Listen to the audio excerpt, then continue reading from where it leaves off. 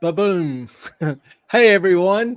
It's about Having a few time. little having a few little technical difficulties, such as my ass running late, but good to see y'all.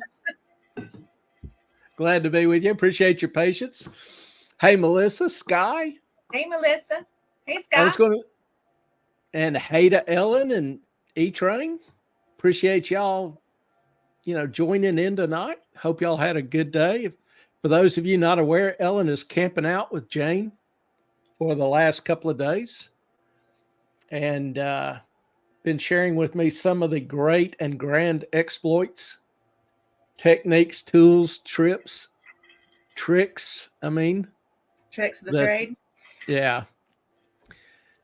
Blah, blah, blah, So blah. they've been having fun, enjoying the balmy. What'd you say it was? 84. It's 78 right now, but it was Jeez. 82 today with a heat advisory. How's the humidity? Oh, it's nothing like Carolina Beach. I'll tell you that. No, it's windy. It's kind of cool. Yesterday was perfect. It's Carson. Hello, Carson. Well, Yes, we I don't. that one. Show that Carson's. Oh, no, Do what? Moffat. Claire, We're having remember you technical have difficulties. thoughts about people that can't keep track of time. Yep. We were on time. Well, you can. I did you have to can call blame. Clay. I had to call Clay to get him on. You can blame Chunk and Tallulah, Uh-huh. since I'm having to do everything in Ellen's absence. I'm being the nanny, and sometimes the kids aren't very compliant, and one of them's in heat, which makes it even more fun. But Carson, good to see you. Welcome back, dude. Hope everything's been going well for you. I say welcome back. It's been a couple weeks since you hollered at us. Yeah, this is the guilt Clay's gonna give to you. Don't thank you, Sky. Clay hasn't noticed them yet. I have, but just was waiting for the normal background to go back. No, we decided No. the dandelions should be on to remind you to not kill the dandelions. Carson's eating them and likes them. I didn't even think about that. Oh, geez. Okay. Yep, that's the thing. So we were shopping in Amish stores today. Mm-hmm. So Ellen, what did you notice about the Amish stores that we went in today? There are no over-the-counter pharmacy products. None. No Tylenol, no Advil, no nothing. That's interesting. And we asked them about going to digital currency. And what did the Amish do when we asked them about digital currency? The girl laughed. Because they don't take digital currency. We have to have cash. And we ask them, we have a picture. Oh, it's on my phone. But they're like, no. And she starts laughing like, no. Like, no. Yeah, but if they get rid of the pay, now if they run it side by side, no problem. But if they start getting rid of the paper currency, they can't. They can. It's their First Amendment right. You can't. So that's why they laugh. They'll use stones. Yeah, they will not go to digital. What else did you learn in the one store about the lighting and stuff?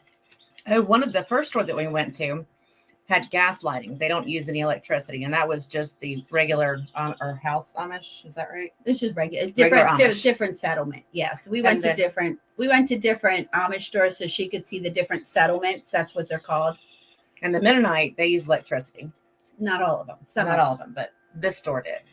But they were Amish stores. We went in New Mennonite. I'm so confused. They can look similar to the untrained eye if you're not around them, but the hats were different.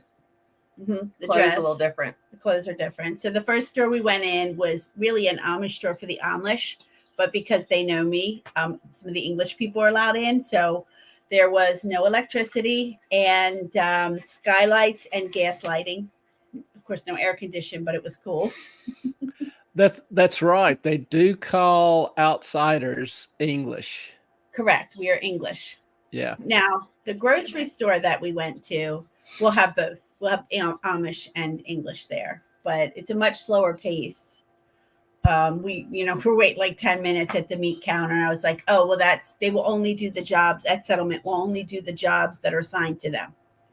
So there's only one girl working the meat counter. If she's not available, you just have to wait until the other ones will stand there. It's not their assigned job. Yeah, it was I fine. got I it. mean, we just wanted a couple slices of cheese, and it was like, we'll be here for a while. It's all right. It's kind of odd. I got to admit, we're approaching July the 4th, and you've got Americans. They are Americans, native born, calling everybody else the English. Yes. They're a little. Am I the only one that sees that as kind of weird? I don't know. I grew up here. I've always been the English. I get your natural point. to I'm you. Polish. Yeah. I mean, it's I get like there was a war.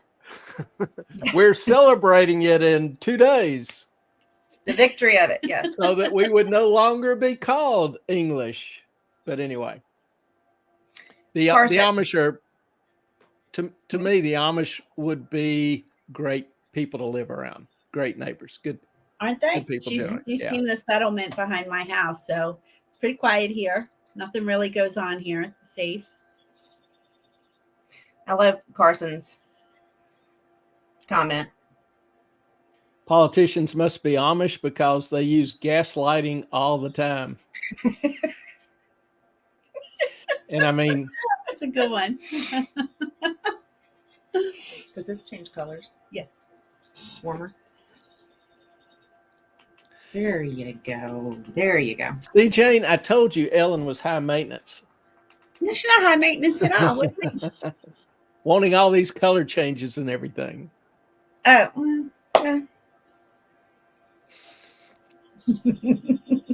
It's all right.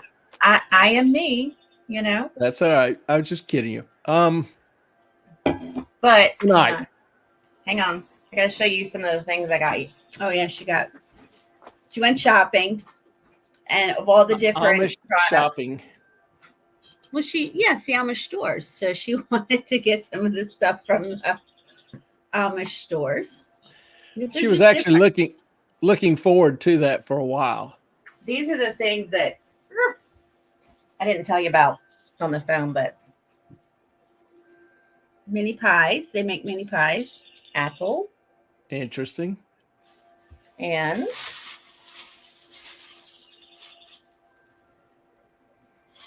Peach. peach. I tried to get her to get you shoe fly pie, but she wouldn't get it. It was too big. Black raspberry. Yeah, black raspberry pie. That looks good. And then, can you see it? Cherry I pie. got you mini pies. And I got you chow chow Homemade And- chow chow, yeah. and some sweet relish and all the things that are good for you. But I might eat one of these pies tonight. I'm not going to lie to you. Help yourself. So whichever Not a one you problem. want the most, You better text her. you better let me know. All right. Not a problem.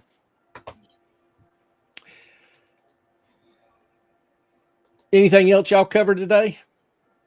Or that you found interesting or enjoyed? I mean, we had such a full day yesterday.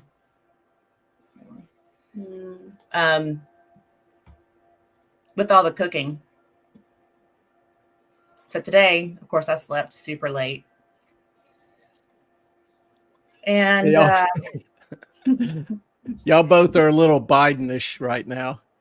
what do you mean? I was up at 7 a.m. What are you talking about? I didn't sleep. Out of it. A little out of it. You aren't your 11:45. usual- We slept till 11:40. I'm up at 7.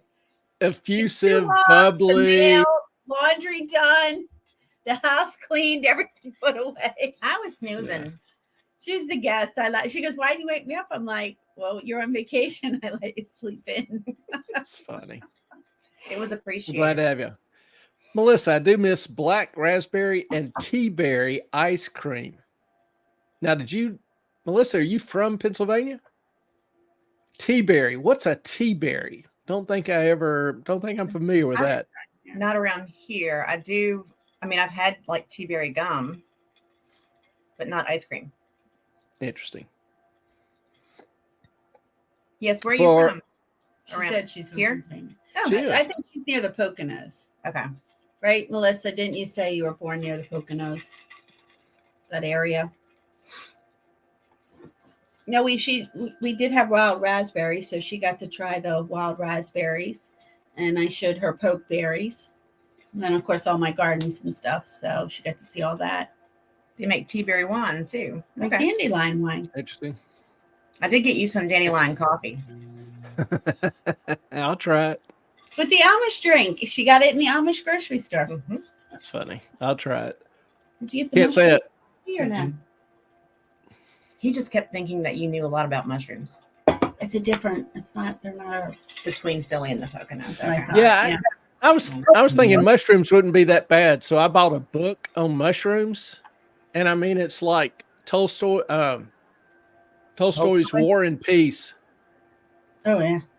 Yeah, it's massive. Yeah, It's it is. massive. It's huge. So The funguses. um, Yeah, there's different types of fungus. The fungi.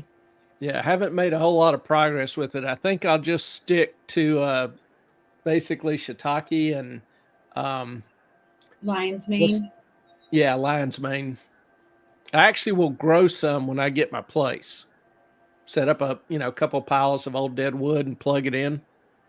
But I'll just stick to those two, I reckon. My dead wood down there if you want.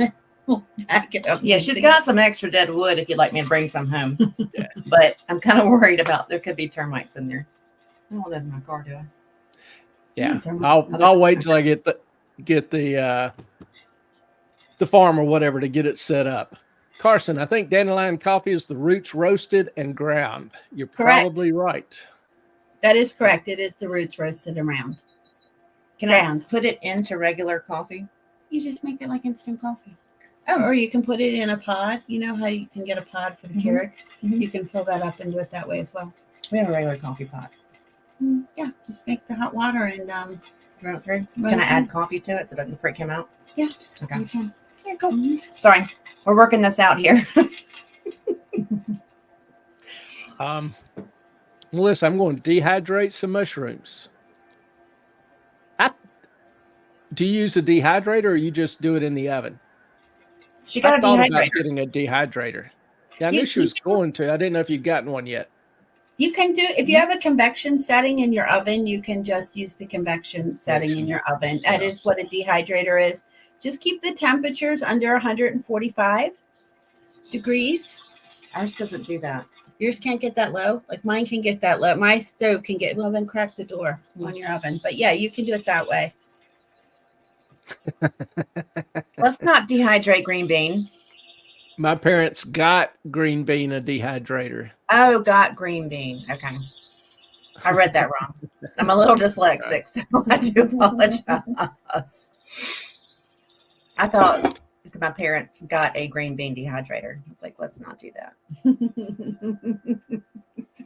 Yeah, I don't think that would ever happen over Melissa's dead body. True. There would be war. All right, well, everyone, welcome to Tuesday night Q&A. It is kind of your night if you want. We take questions, any kind of a random topic, obviously finance, money. There are a whole lot of other things going on in the world, particularly on the political side. We've had a lot of big court decisions. Supreme Court issued a couple of major rulings. And one of them we'll talk about in some detail tonight, the Chevron deference opinion, which I think a lot of people really aren't familiar with, don't understand, and particularly don't understand its significance to the economy and the future. So we'll talk about it a little bit.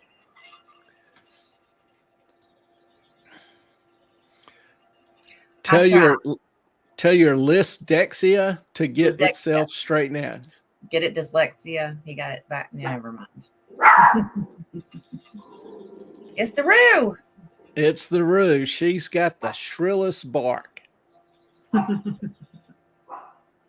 All right, well, let's get into the Chevron deference ruling. You married to her? That's what they say. Do what? Oh, we're talking to each other.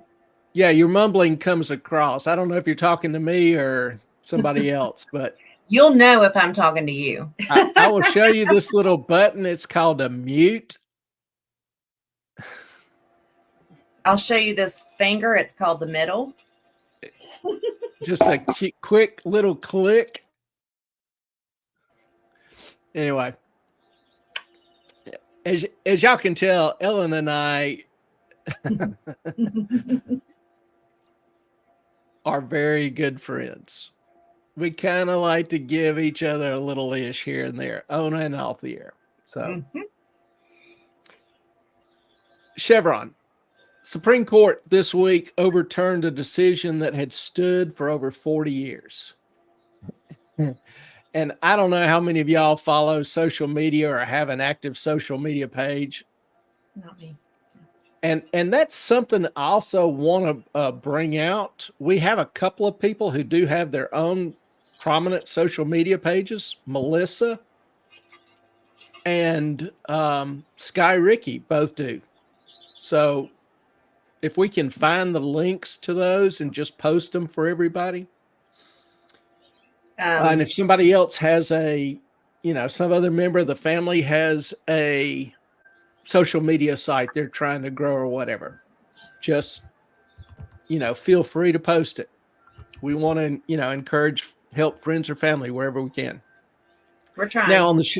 Now on the Chevron deference, I've seen a lot of wailing and gnashing of the teeth. I mean, it's been almost biblical. People are talking about, the lawlessness can now, occur in the White House as if it hadn't been for an extended period of time.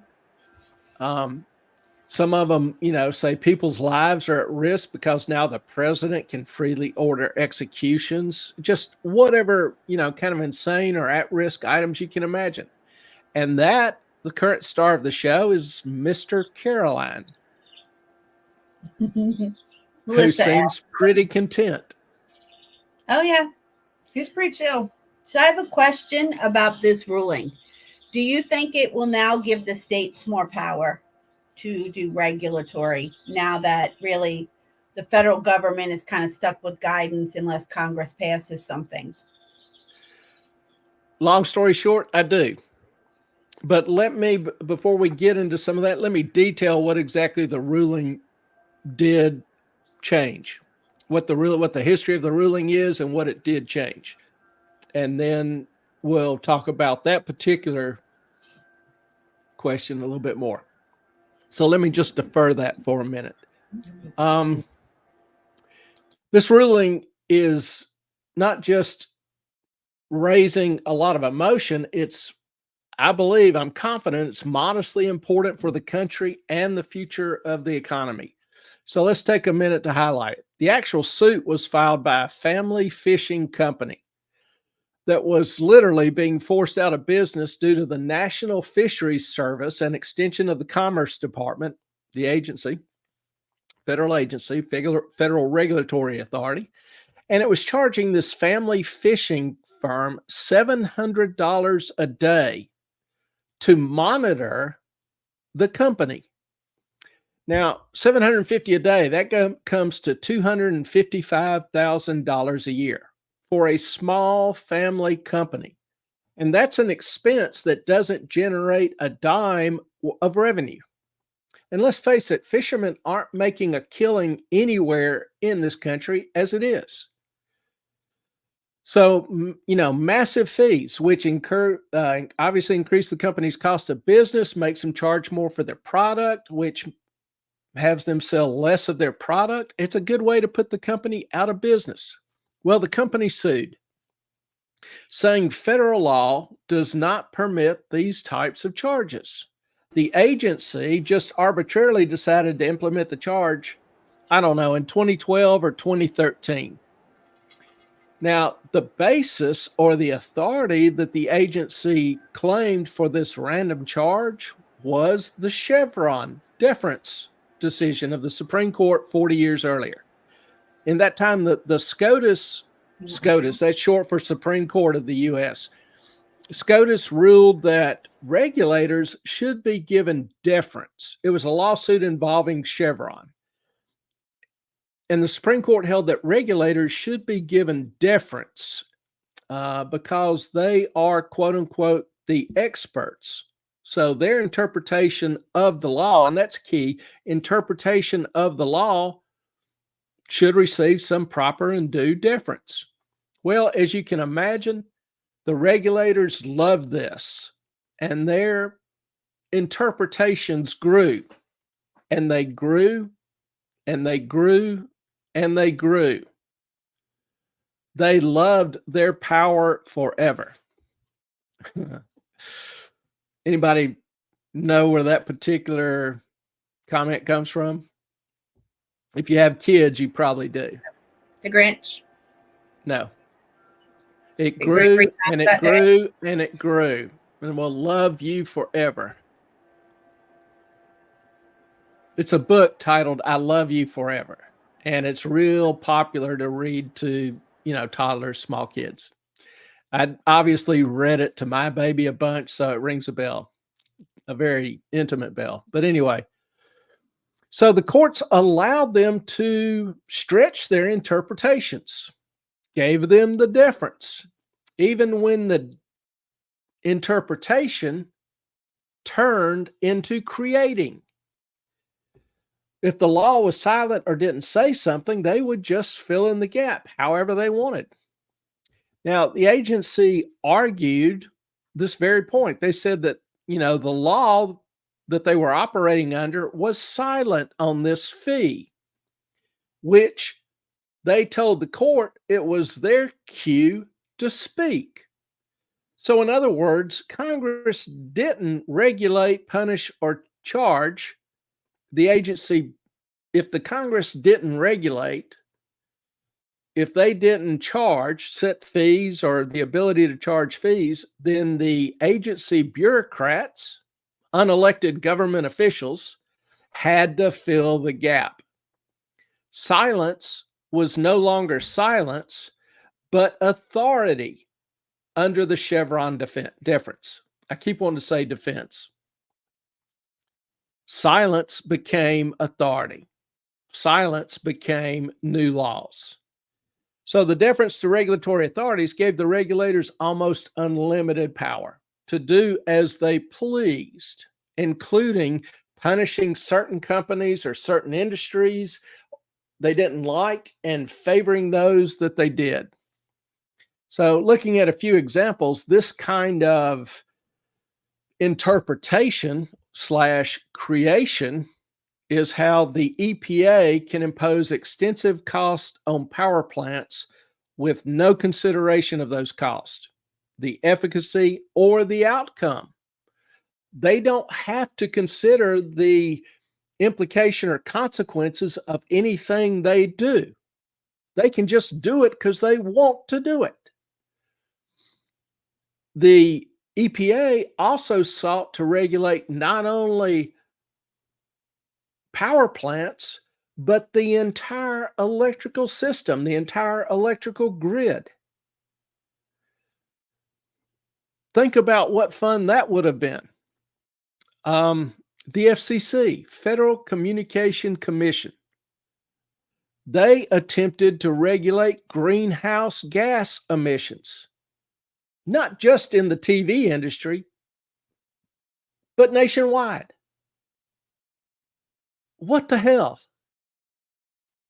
The FCC also reclassified broadband internet, which maybe, a lot of you or most of you have, as telecommunications service. And they imposed, accordingly, they were able to impose net neutrality rules. Now, net neutrality, what is that? Net neutrality is based, simplistically, it says that the provider can't discriminate in pricing amongst users. So if you're a relatively light user of the internet, you get charged the same as somebody that's a heavy user, is watching 10 different movies in their house, has social media sites they're constantly uploading videos, etc. to. There's no regard to the usage, demand that an individual places on the system. Everybody is charged the same. Now, it sets up government as a mediator of traffic that's allowed. Government can decide and determine what's allowable, what's not. Think about that. The government is a mediator of communications. It allows it to block traffic it deems undesirable. Well, in the past few years, have we had example of the government censoring speech and blocking communication from Harvard law professors, Stanford law professors, prominent politicians? You can go on down the list. Government doesn't have to have a reason. It can just do it because it wants to. And then there's the additional regulations that net neutrality requires. So back to my original question, right? How does this impact? Because now the federal government, as we know in this country, isn't going to get anything done because Congress would have to regulate this, right? So how is this going to work when the states now probably can get things through? How's this going to work when Virginia has one? So let's say Comcast, right? Or however, it's got a company that's across the whole United States. California sets one regulatory policy. Virginia sets another one. North Dakota sets one. How do you think that's going to work? Or how you think that's going to impact? States aren't allowed to set regulations that impact interstate commerce. Okay. So they'll be limited in what they can enact or require. But there's also the 10th Amendment. The prohibitions of the Constitution are on the federal government, not necessarily the states. So, it does give states more opportunity. Flip side is, if a state makes things so uncomfortable or difficult for a company, that company simply won't offer service. Banking, for example, is one of those things where each state can have different standards, regulations, different departments of banking. And there for a while, there wasn't a way for a bank in one state to own a bank in another state. Now they developed a bank holding companies, which can own different banks, but they still have to accommodate the unique state regulations in each state. That makes banking more complicated, more expensive, more bureaucratic. So, hey Clay, real quick, this decision doesn't prohibit the states necessarily from regulating within their own borders. So Carson wants to know about the 14th Amendment. What about it?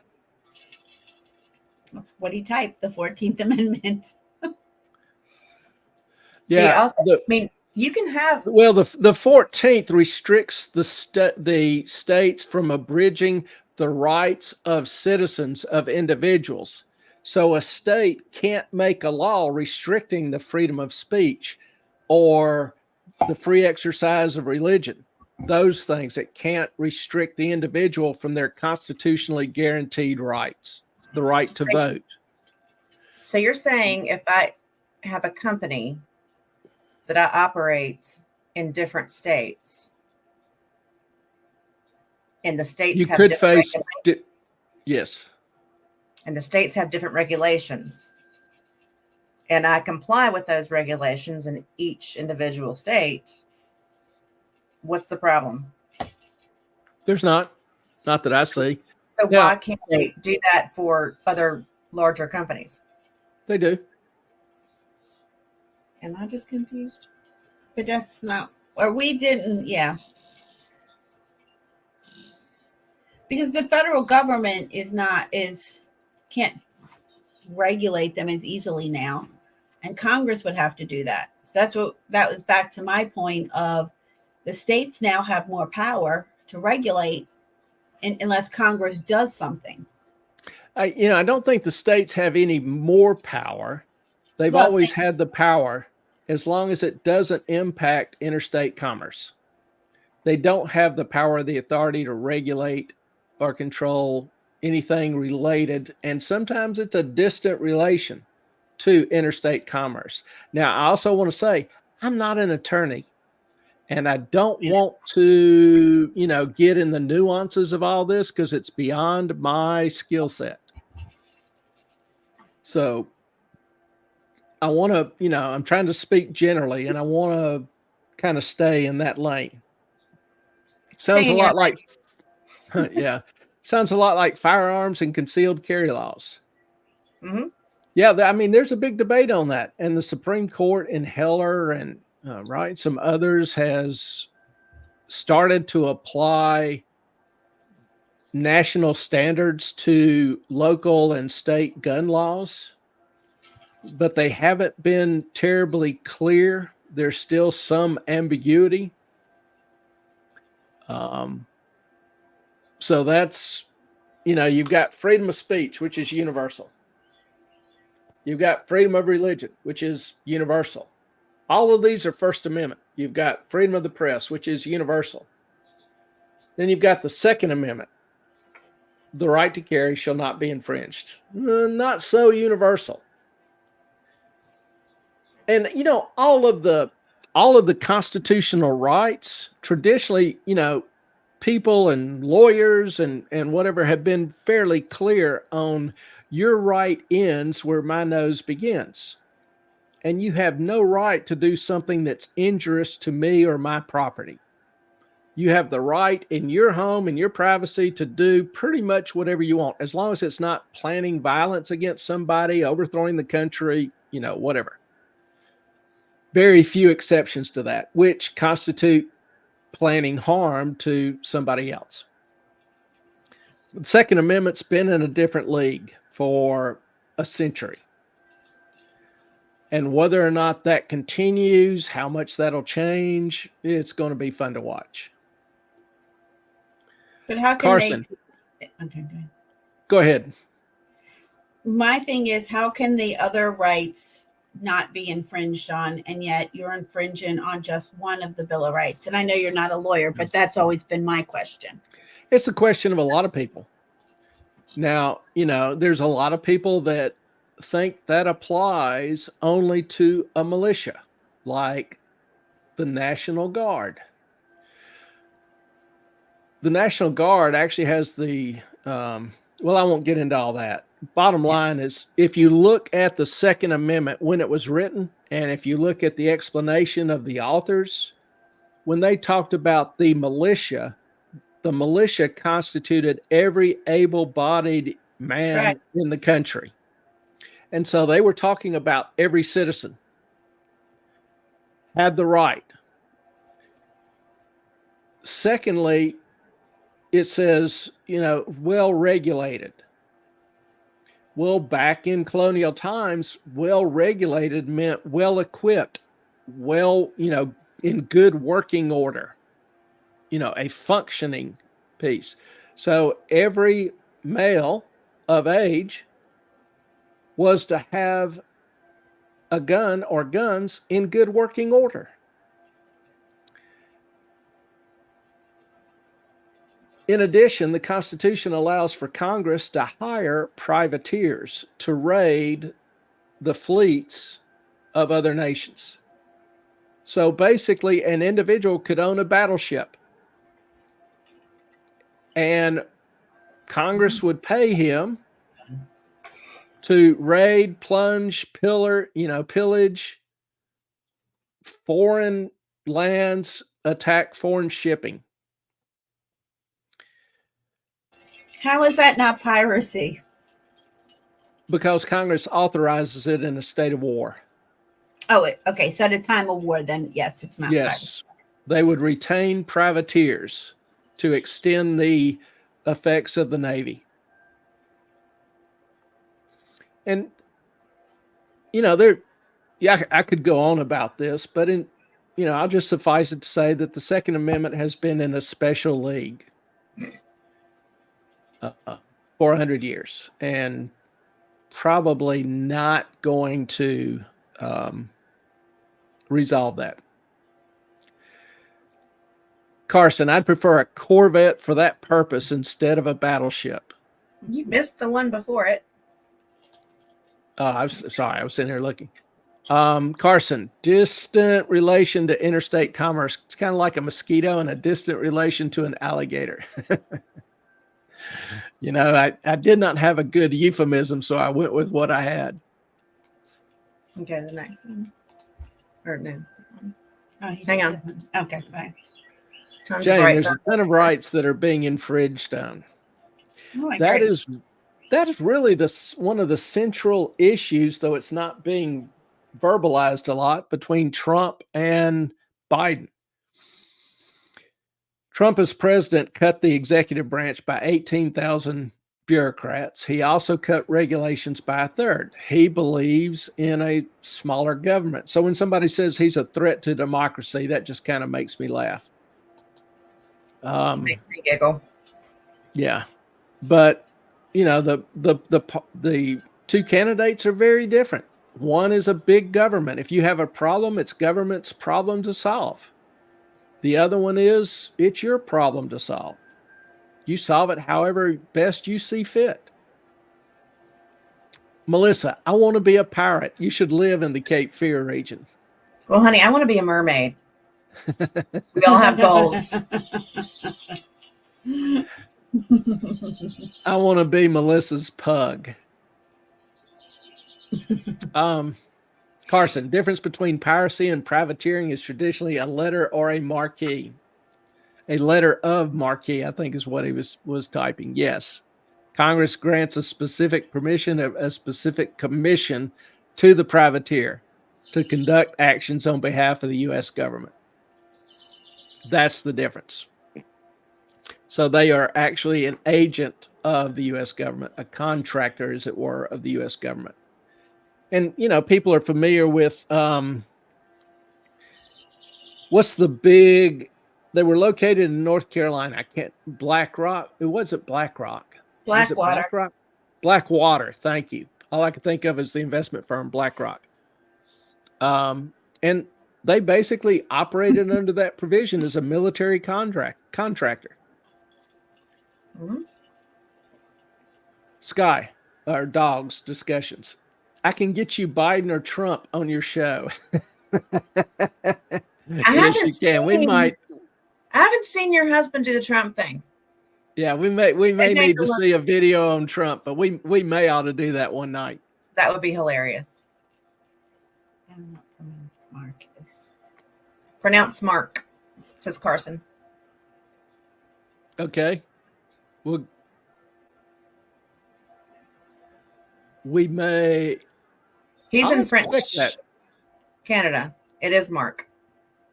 I know, but it's like Jesus or Jesus. It depends on where you are. Both pronunciations, I believe, are correct. Yes. Well, Marque is in French. That's a French word, and so is Marquis. Marquis de Sade. It's spelled different.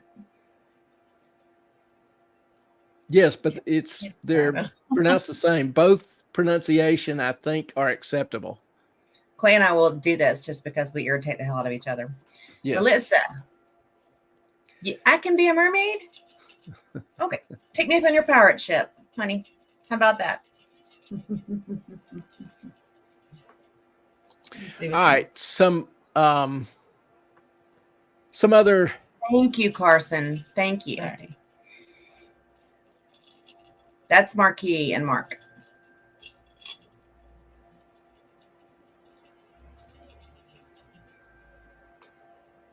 It's speechless. You got nothing, huh? Nope, looking it up. I think Carson is agreeing with me on this one.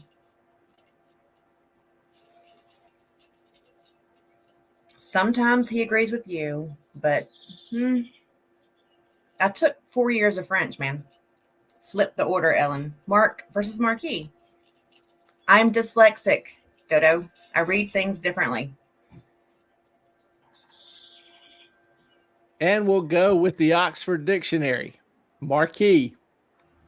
Look on the TV. Mm-hmm. That's Marquee. That is like a sign on a movie theater. Marquee.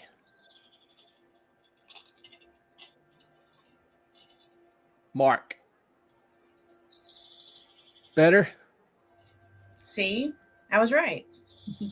And Carson was right. All right. Well, if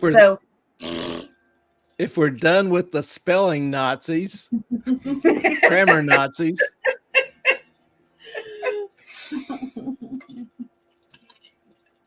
No, seriously. And Marquis has there. Yes, there you go.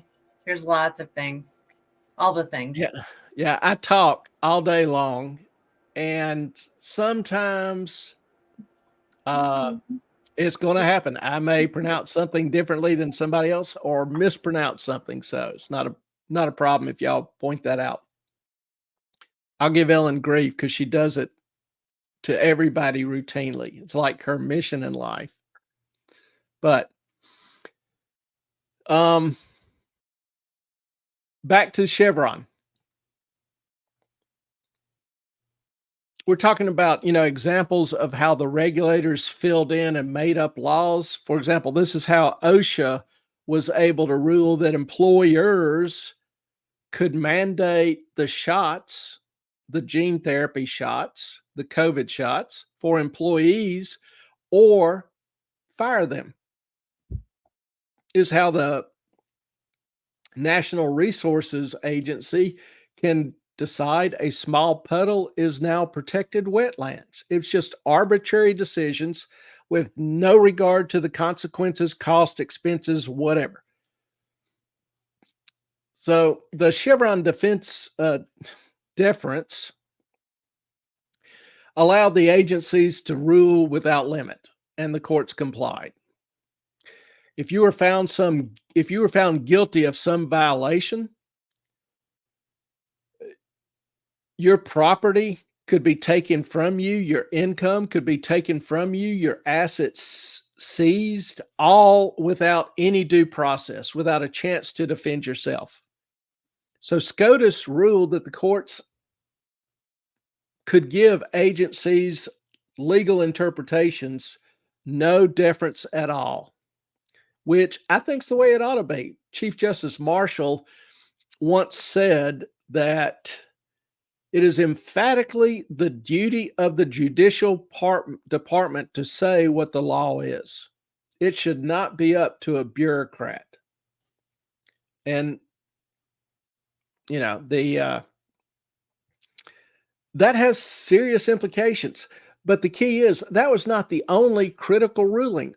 There was a second ruling called the Corner Post decision, which most people don't talk about, or I haven't seen much about it.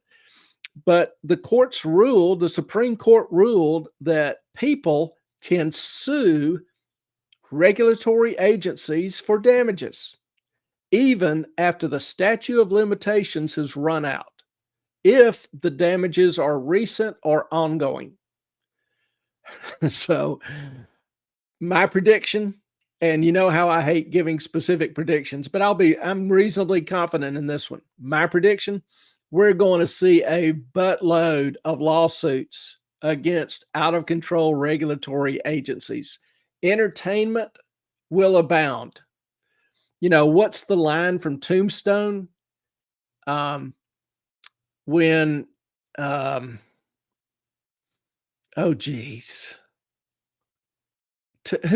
the character in Tombstone? Turn your mic on. Doc Holliday.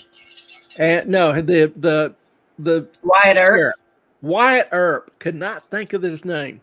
I just remember the line. He's standing at the train station looking over one of the cowboys Tell them, tell your friends I'm coming and I'm bringing hell with me. So that was kind of the first image I had. I would play it on the screen, but it would be a copyright violation. That was kind of the first image I had when I, saw this decision. So this week, the court basically body slammed regulators. Last week, it will put an end to the kind of whimsical, irrational political decision making that we have seen for decades out of the regulators. And let me show you this. It's a video, so I have to crank it up again, get the sound on.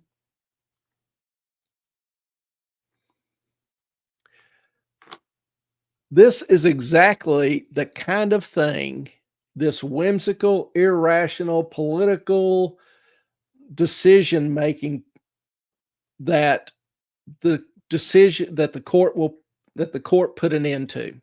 This is what the court put an end to. This is the new CDC director. So I would call, probably the person I called most was the Secretary of Health and Human Services in Massachusetts. She worked for a Republican governor but when she was like, are you going to let them have professional football? And I was like, nope. And she's like, okay, neither are we. It was like conversations like that. So, or I'd be like, so when are you going to think about lightening up a mess? They're like next Monday. I'm like, okay, next Monday. Do you get the idea? There's no science, no real medicine. There's no concern for the people. There's no issue or debate or discussion on what's in the best interest of the people. It's just whimsical decision-making, just a whimsical exercise of unlimited power. Supreme Court put an end to that. I personally think that's a good thing. We agree.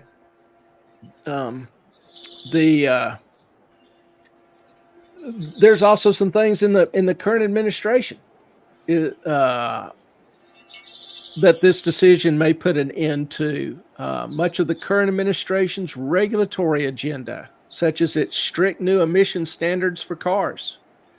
The EPA was never given the power or authority to regulate vehicles or mobile sources.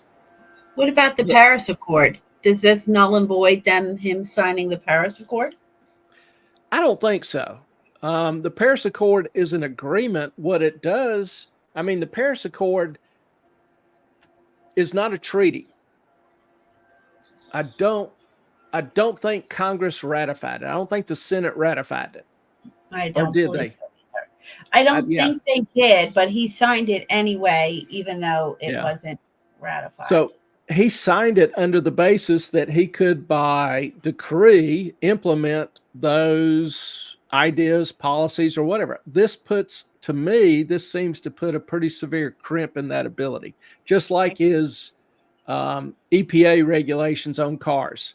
If those regs if he was able to implement them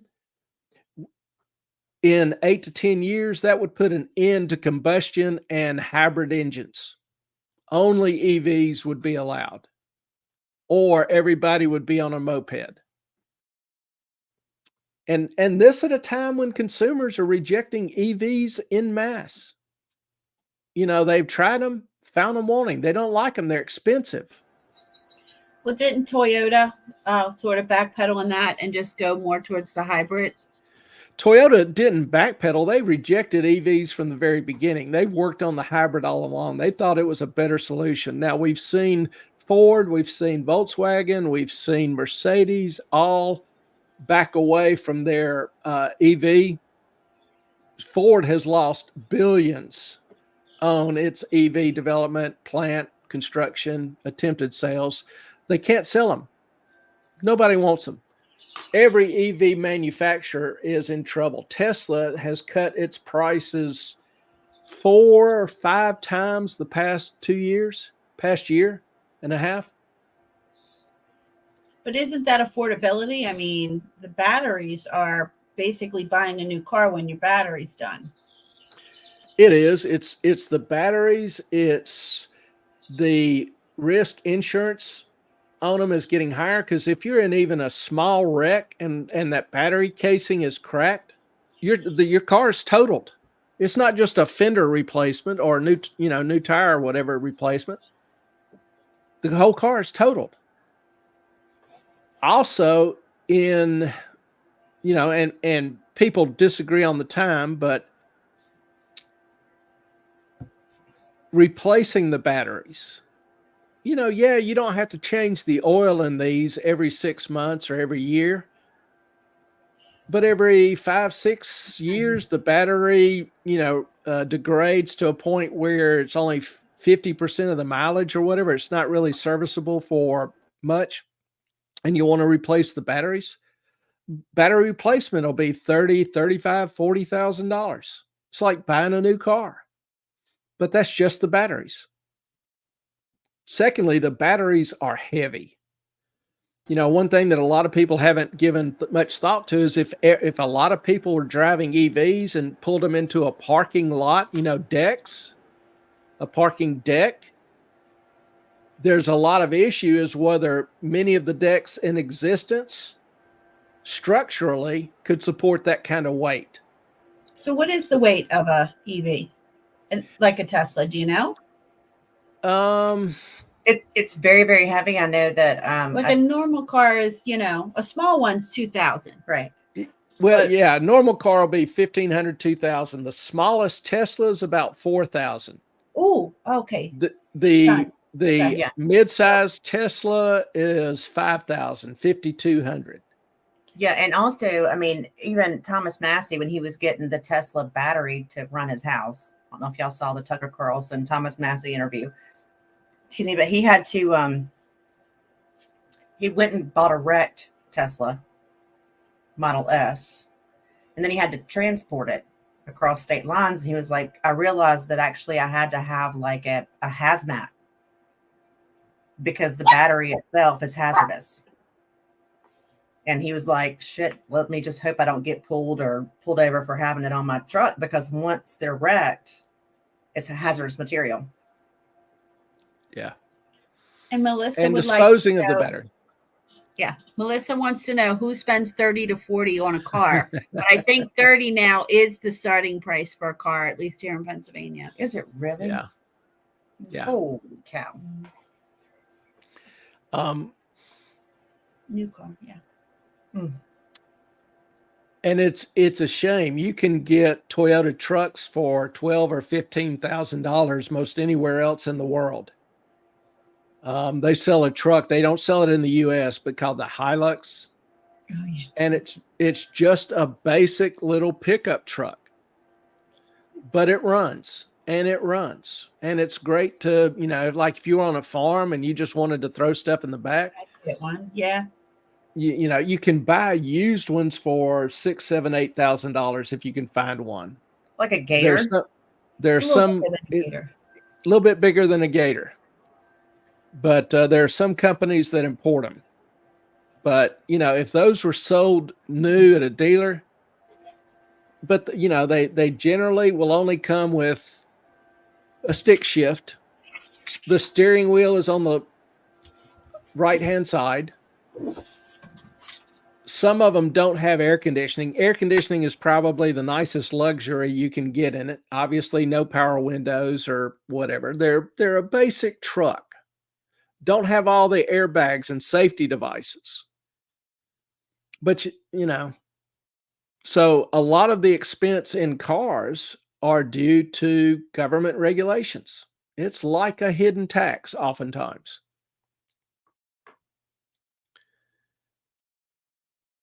Anybody have any questions on Chevron? Melissa, I think $6,507 has been the most I've ever spent on a car. I wish. The old, ma'am? I said, I wish. The cheapest one I could find that was reliable last time was what, 10,000? 14 for mine. So West Hollywood, you can get a car for $7,000 in West Hollywood. I'm gonna buy one there next time. Yeah, it'd be cheaper to buy it, fly out there, buy it, and drive it back. We can't get a jalopy like that for anymore. Yes, used, obviously. Wow. Okay. Mine was used. Yeah, if you can find some good deals if you know what you're looking for. The problem is most people don't know a whole lot about cars, and the dealers are aware of that. So they, if you go through a dealer, Sky. they'll So mark yeah, them up. Melissa was saying that was 6 or Sky, 7 years yeah. ago. Melissa, because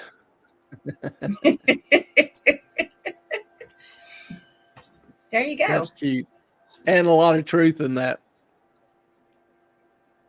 There you go. That's hilarious.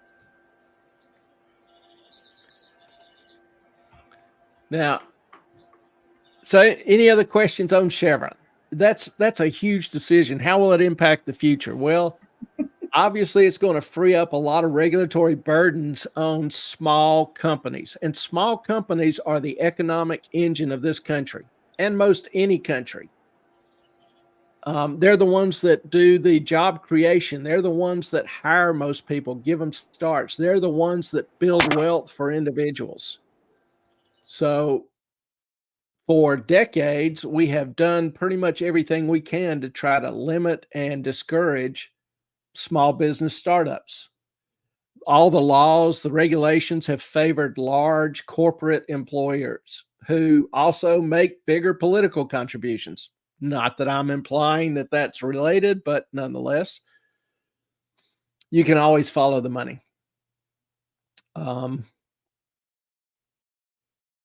So this will put a big cap on government's ability to regulate.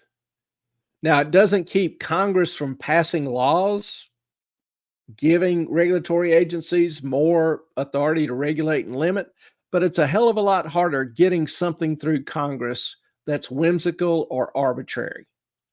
And that's a good thing. So ultimately, I see this decision as having positive impact on the economy. It's not going to be immediate. Like I say, there's a whole lot of regulations in place that are going to have to be undone.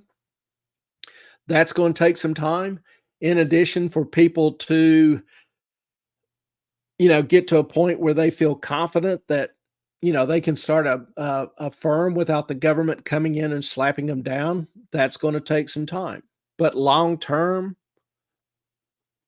I'm pretty much convinced that this kind of environment will be much more beneficial for the economy and for individuals, particularly the poor and the middle class going forward, than what we've seen the past 10, 20 years, particularly. Now, do you think that's going to be more in red states, blue states, or all states? A lot of it depends on the regulatory climate in the state. And, California has always been kind of the golden state, a great place to go and start a new life. Well, it's kind of lost that aura. And a lot of the innovative, creative types have left. Those who could have left. And California still has the highest taxes, the highest energy costs, some of the most unreliable energy. None of this bodes well to go there and start up a company. You go into San Francisco. Let me show you this and see if you want to start up a retail sales company in San Francisco.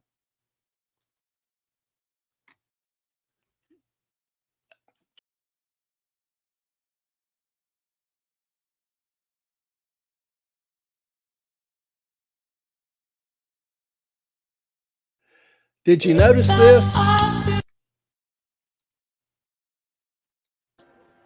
And who's posting those signs? Is the city posting those signs, or do you know? This is the law that the city council passed. And do you notice where this sign is? What this store is? Louis Vuitton. You know, you're They gonna don't have a everything $1,000 and then give them a coupon discount for when it's a Reese's or something. Yeah. And it's like, it's okay to go in here and steal whatever you want. And I don't know what Louis Vuitton price, how they price everything. I know they're generally expensive as hell, but not only in Louis Vuitton, but anywhere in the city, drugstores. You can go in drugstores and just clean out a whole shelf in your bag and walk out. Police aren't going to stop you. They aren't going to arrest you. They aren't going to pursue you. Stolen, but just think about this. Do you want to start a new business in a city that posts signs saying stolen goods must remain under $950? No. It's insane. And I just don't see entrepreneurs wanting to create, risk starting their livelihood, risk their capital in an area where insanity is promoted, protected, defended, encouraged. I just don't. Yeah, that kind of shrinkage is not okay. Yeah. Melissa, San Francisco has gone to hell. I also saw a video. I probably should have saved it, but there was a guy on one of the BART stations. BART is the tram in San Francisco. He was on one of their stations, an elevated platform, and he had bought a sandwich on the ground level right below the station. Walked up the stairs, was sitting there eating his sandwich, waiting on the train. BART police came up and arrested him for eating a sandwich on the platform. Apparently, it's against the law. Hauled him off to jail. Since when are they enforcing laws? Well, the guy was just peacefully standing there. They won't pursue a criminal. Right. But it took 4 of them, walked up and arrested this guy for eating a sandwich. And he said, I'm not doing anything wrong. And so they also charged him with resisting arrest. He didn't assault the officer. He didn't push the officer, didn't put his hands on the officer. Okay. He did tell the officer to let go of my arm, holding the sandwich. I'm eating my sandwich, man. Yeah. Leave me alone. And it's like Melissa said, San Francisco's gone to hell. She doesn't want to visit either. Yeah. It's just a different world. I used to love to visit San Francisco. I took Casey out there when she was, a little thing, and we just spent a few weeks going all over. Loved it. Great memory. Beautiful part of the state. But yeah, I'm like Melissa. I would not go back there now to visit. I went back, 4 years ago, have a friend working out there. And, as we were walking, drove to a place, got out and said, don't leave anything valuable in sight. Because, the homeless or whatever will just break the window and steal it. And the police won't do anything. I was in 2019 out there for work, and it was horrific. Just, you can't even eat downtown anymore because of the human excrement everywhere. Yeah. And they're like, oh, we have an app. I'm like, this is not normal. No one does that in my town. We don't have to worry about that. And it's totally okay. The people that live there act like it's okay. I did have a pretty cool moment there as we were walking down the street past Carlos Santana, which I'm a huge Santana fan, and just smiled. And he stopped and turned to talk and say, hey, a lot of stars, when they see you recognize them, they just stare straight ahead and, go, and I understand they want their privacy. Santana was like, I'm glad to be recognized. Cool dude.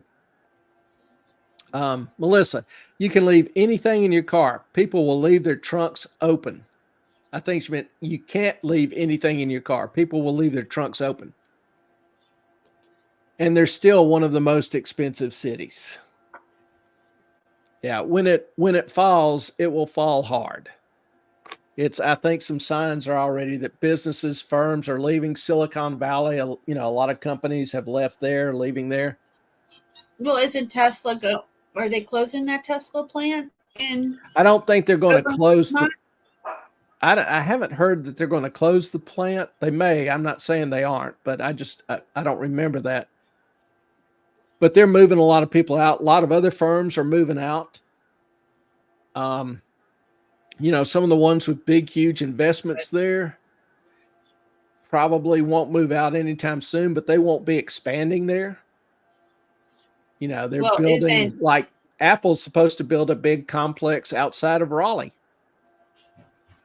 Well, people don't want to go back to the office either. I heard, telecommuting's like 35% now.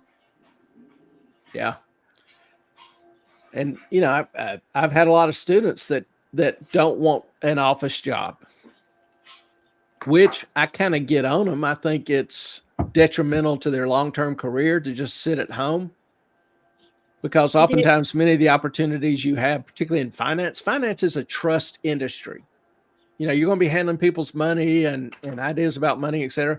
It's a trust industry. So you work with people that you know and you trust. So if you're not in an office, if you're not proving yourself, if you're not learning, improving your skills, if you're not being mentored by someone, you're not going to have much of a career.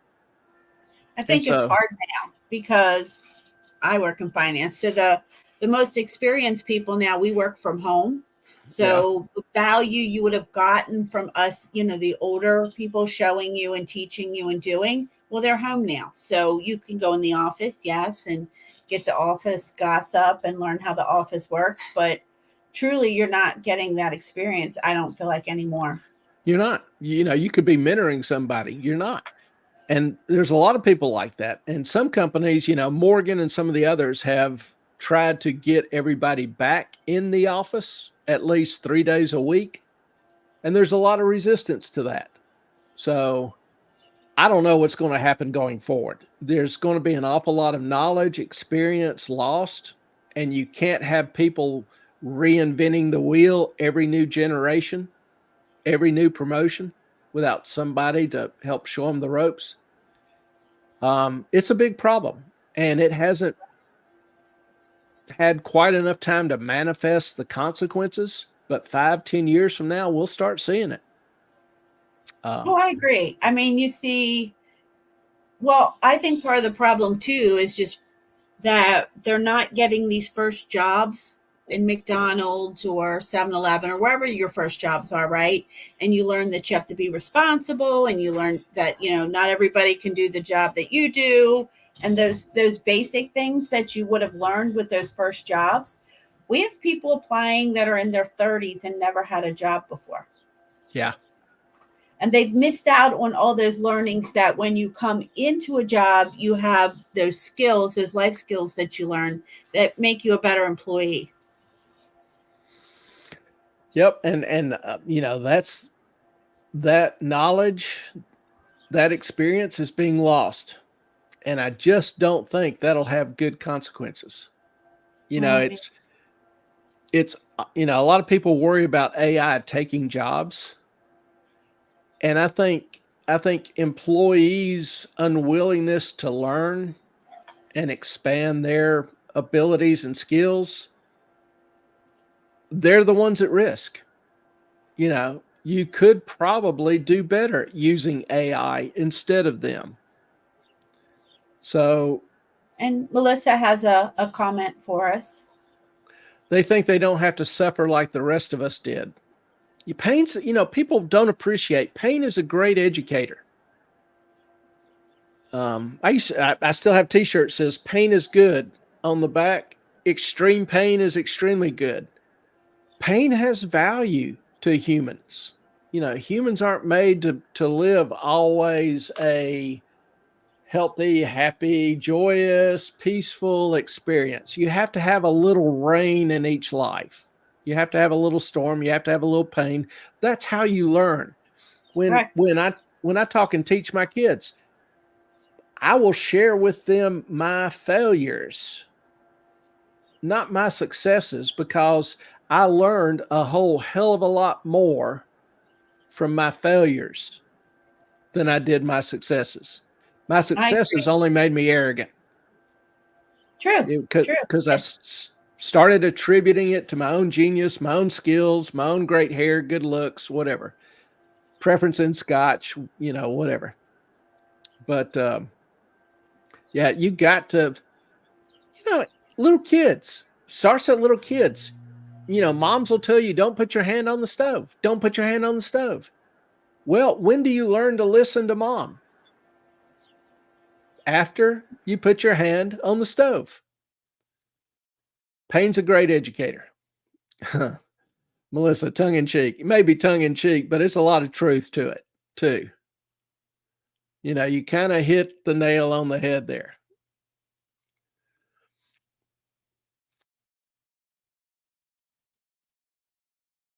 We lost Jane and E-Train.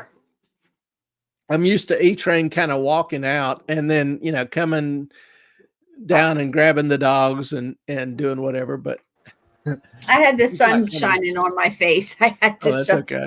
down. This week, some big numbers, kind of interesting numbers came out. This is one of them. This is jobless claims. Okay, these are the number of people filing for unemployment. And you can see this goes back to May of 22. So for the past 2 years, you can see kind of what's happening. And you can see jobless claims starting to tick up again. Well, you think with jobless claims, and there's something called a WARN notice, WARN. It's where large corporations have to give a couple of weeks announcement that they're going to lay people off, make a public announcement. So WARN notices have become, very common and increased. So should be seeing a lot more people laid off. But this week we had kind of an anomaly in the numbers. After 2 months of declining job openings, they soared. Spiked. Can you get this by state? Can you drill down by state? Because is that the lag effect of California raising the minimum wage? Which would have some a of it huge is. impact? Or Yeah. a lot of the tech companies that are laying off are in California as well. Yeah, I saw a number where the first month of California's new minimum wage, they lost 10,000 minimum wage jobs. And that probably was an undercount. I agree. But this week, after declining, now this is not job openings. I need to quit pointing to it. This is jobless claims. So job openings. Well, the estimates were for 7.9 million job openings, which is, have been declining for 4 months. Well, the numbers came out today, and the actual number was 221,000. Sorry, 7.9 thousand. The actual number was 221,000. So it's a huge jump.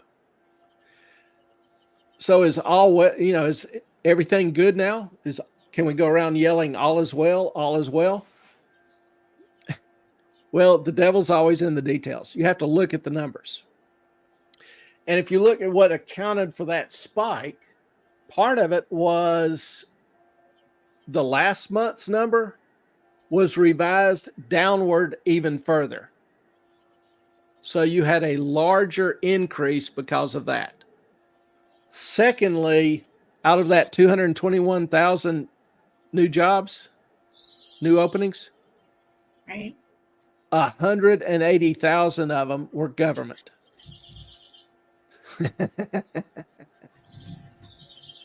So you've got 30,000 that were due to the revision. I forget the exact number. You've got 180,000 that are government openings. So that leaves, 10,000, which is right on top of the consensus estimate. But the headline number, the one all the papers, the main media is going to be propagating, 221. The economy's really doing great. So I thought that was kind of funny. Didn't Powell said that inflation was starting to go down? Didn't I read that the other day? I think. Yeah, it has been cranking down a little bit. And I don't know, maybe 2 months ago, 3 months ago, I said that inflation would probably trend down for a little while. You did? But I said I wouldn't be surprised if it turned back around and started increasing again. Right now, you've got a lot of job losses. You've got, people have maxed out their credit cards. They were having withdrawals from 401ks at record levels so people can make their home payment, which I may actually do a short on that. Should you withdraw from your retirement plan to make your home payment? What is the taxes on that when you withdraw early? They're steep. Like 40%? 40%? Pay your income tax rate, your state tax rate, plus a 15% early withdrawal penalty. So if you're in a 25% federal and state income tax bracket, add 15% onto that, you're paying 40% of whatever you withdraw in taxes. Correct. Melissa, I'm seriously over it all. Yeah. I think we all are. And like I say, I hate to be the bearer of bad news, but people are making decisions, ideas, and, just trying to give people information as to what's actually going on that you won't read in the media or hear, other people talking about. Well, I've been a little bit bearish on the stock market, even though it's been kind of trending up. And, like the S&P 500 is up 15% on the year, but that's concentrated in 5 stocks. The other 495 are flat or have lost. But these 5 stocks are such large companies that their movement is the index. So if you own one of these 5 companies or the S&P 500 index, you've done okay. But if you're invested in different stocks in the S&P 500 or the Russell 1000 is up 1.5% so far this year, 1.5%, that's flat. I've been doing better in a money market, in a treasury. But in terms of my prognostication, I'm starting to see some other people add to the same. And here's the latest. Market Watch ran this. Stocks will fall 30% as U.S. economy heads for painful recession, strategist says. Well, J.P. Morgan was the only one to kind of have this prediction. Well, this guy just joined in, Peter Berezin, Chief Global Strategist at BCA Research. So, the party is growing. I'm not saying that's a good thing. I'm not saying my crystal ball is better than anybody else's, but just sharing with you information. And also, I'll be honest with you, if a few more of these predictions start coming out, I'm very much a contrarian. So if a lot of these predictions start coming out, I'm going to switch. I'm going to turn all bullish. So I'm seeing some people change their minds and change their predictions is not really comforting to me in that sense. It's not a bragging point for me. It's not a perfect indicator. What does Cramer say? The majority is usually wrong. What does Cramer say? I wish. Cramer just pops in. Cramer just pops individual stocks every day. He doesn't. I don't know that I've really heard him comment on the market long term seriously, but the dude's a jewel. Who listens to him? He's never right. Well, Having exactly. people Yeah. learn, Exactly people what learn that we don't listen to Jim Cramer. Whatever he says, do the opposite. Now, this is a speaking of stocks in the market, this is kind of a little educational picture that I saw. This is courtesy of BOA, Bank of America. Hold on a second. Had to offer up mild encouragement to the puppies to mind their manners. This is kind of a sine wave, but this is supposed to be representative of the market cycle. It goes up, it goes down. Okay. It's not representative in terms of degree, timing, speed, or whatever. But BOA was trying to offer up this heuristic in order to help people to know what stocks to buy at which, during which phase of the market cycles. Now they have 4 phases. Recovery, when the market bottoms, it starts to turn. They call that the recovery.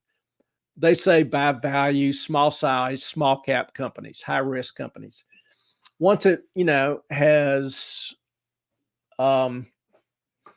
had a good run, kind of gets mid-cycle, nothing major changing in the economy, no major systematic risk, anything like that, then you want to shift to momentum, growth, or, still high-risk stocks. Now, once you start hitting late cycle, which BOA doesn't offer a lot of help knowing exactly when that begins, but they talk about how, when the market starts declining, you want to be in high dividends, high quality companies with good, solid, safe cash flows. And then downturn, you want high quality, low risk, large size. My point in showing you this is not to recommend this, because I don't.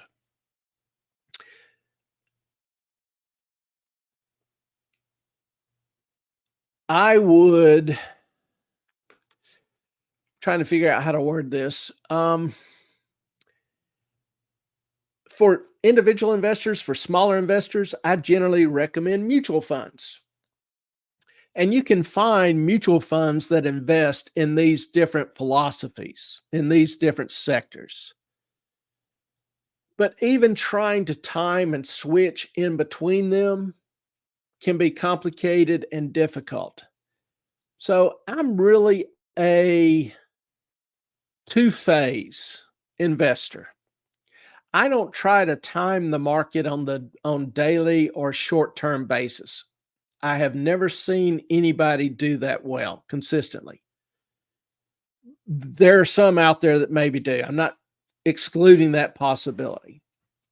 But for most people, they don't have the time, the experience, the skill, the insight, the knowledge. They just would not do it well. So I don't recommend that particular philosophy.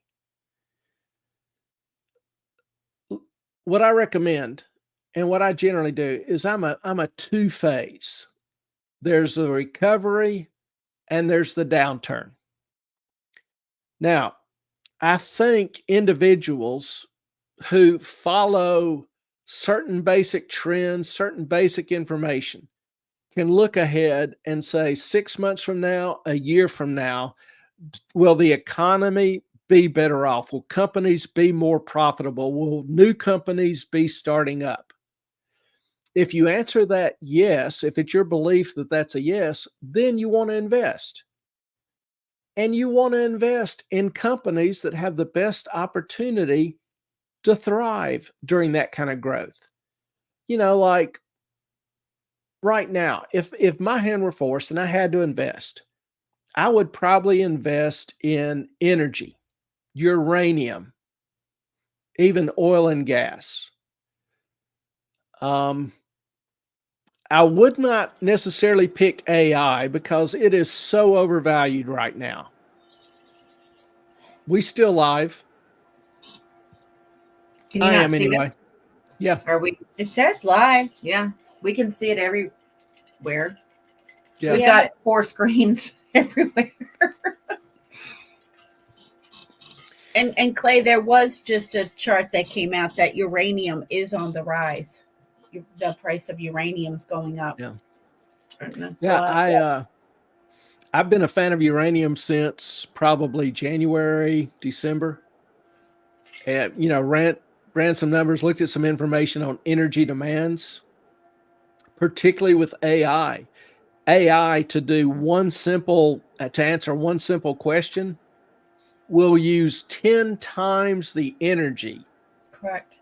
that a regular previously a Google question would use. And so as AI becomes more and more integral to the everyday life function, to the search engines, et cetera, the energy demands are just going to grow exponentially. Not to mention the increase in EVs. So what about, we don't have the grid to support it. Do you think that the government or people are going to invest in upgrading the grid? Good question. I do not know exactly how that will occur because that's going to be a terribly, terribly expensive question. And, you know, most of it is owned by utilities, regulated utilities. But we're going to need our grid not only is insufficient in terms of ability to supply, but it's old. Correct. You know, there's some severe age on it. We're not building any new nuclear plants. We're not building new coal plants. I think there's 1 or 2 natural gas plants going up. China is building 2 coal plants a week. They're going to have cheap and available energy. You cannot have a growing or thriving economy without cheap energy. You cannot make stuff. You cannot move stuff. You cannot sell stuff without energy. The more you pay for it, the more you have to charge. The more you have to charge, the less competitive you are. The less competitive you are, the less you will sell. The less you will grow, the less you'll be able to expand. There is a consequence to having expensive energy. There are fruits to every idea. There are fruits to having cheap and available energy. Pick one. So I don't know how that question is going to be answered. I haven't seen any serious discussion, which makes me even more confident that energy costs are going to go up. Agreed. Supply and demand. You know, I mean, supply is especially fixed. Do what? Especially with the if the grid does go down at this point, it would take years to rebuild it. I was reading they don't even have the technical expertise left to rebuild what was built and to integrate it back in again. That knowledge is sort of gone, and there's no one trained enough to do it. We don't have the technical expertise. We don't have the manpower trained. You know, you're stringing and handling high voltage lines. That's a rare skill. And to do any modest expansion of that requires manpower. Better learn to solar cook. Well, we will be teaching solar cooking after we get it edited and stuff. It'll probably be Saturday. Yeah, I meant to mention that earlier. Ellen and Jane had spent most of yesterday playing around with solar cookers. And playing around? No, we were actually cooking. We did a lot of work. We made a ton of dishes. A simple euphemism. A simple euphemism. We're trying to save you money on energy, so you're not using energy in your house to use your stove or heat your, cool your house when you're heating your house up with the stove. So that's where we get the respect. But they will edit it, and we will feature that Saturday. Maybe solar cooking with Jane and Ellen. Oh wait, we can't do Saturday. Maybe Tuesday. Yeah. Why not Saturday?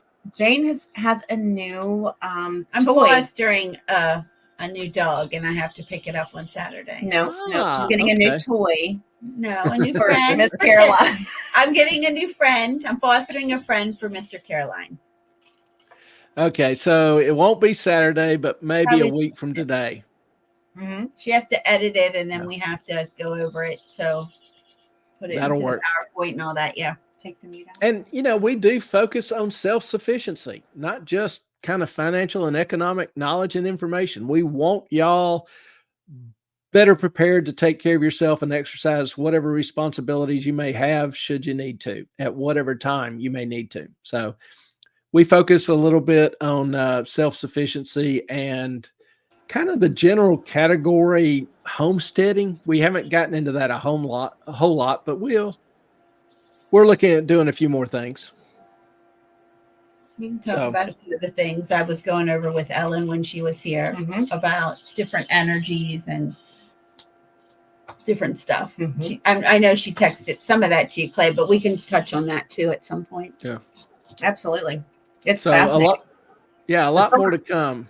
Yeah, the solar cooking blew my mind. I was It just does. like, It does. can you do this? It was not a great day for solar cooking. And we still were able to cook a lot of stuff Yeah. on it. It is still mind blowing for me as well. Yeah. And just for those of you who aren't aware of all this, all the things that we cooked. Tons of things. Well, We did chocolate chip cookies. We did snap peas. We did scallops. We did an entire chicken. We did stuffing. We did corn on the cob, cornbread. We did meatballs, meatballs. We did sausage. 2 different ways. Yes. And I'm I missing can't something. remember. I don't Yeah. know. You'll see it when we do that. We did so much, so you could see the versatility of it. That'll be fun. Looking forward to it. And hope might everything learn goes well with your new compatriot, We'll your new see. member of the Find posse. out. Well, you'll find out if the cat likes him or not. We'll find out.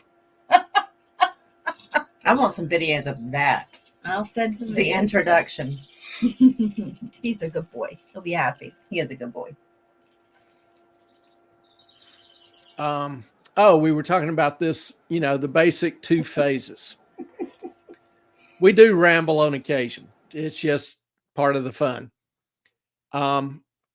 Basic idea is I think there are times when investors with a little bit of modest effort, a little effort, can discern when the market is either greatly underpriced or greatly overpriced. The market's going to vibrate, and you won't catch all those vibrations. You won't catch the little 5% drop, the little 5% rise, 10% drops.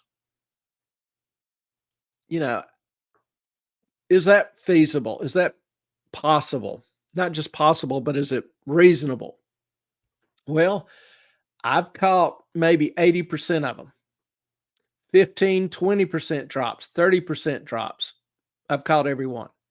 I think there is sufficient information in the system to let you know when things are getting overpriced, way overpriced, or way underpriced. The market will go to extremes, and that's your best opportunity. If you can avoid a 30% drop, it will enhance your returns over, 10, 20, 30 years by 2-3% a year. And, if you remember the story about the little old redheaded lady, what $10,000 invested over 30 years? No, it was 45 years. Over 45 years.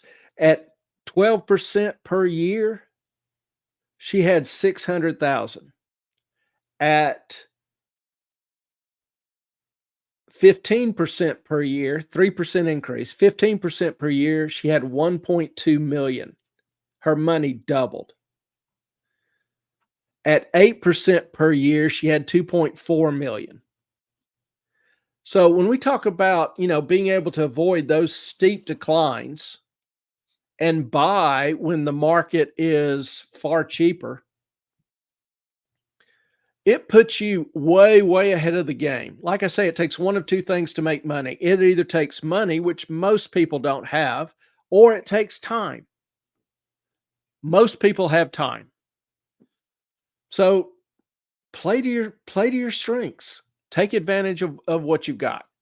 And that's what we try to do on this channel, is follow basic trends in the economy overall. The wax, the waning of, the economy due to ideological influences, what I would now say, regulations, historic pricing measures can give you insight.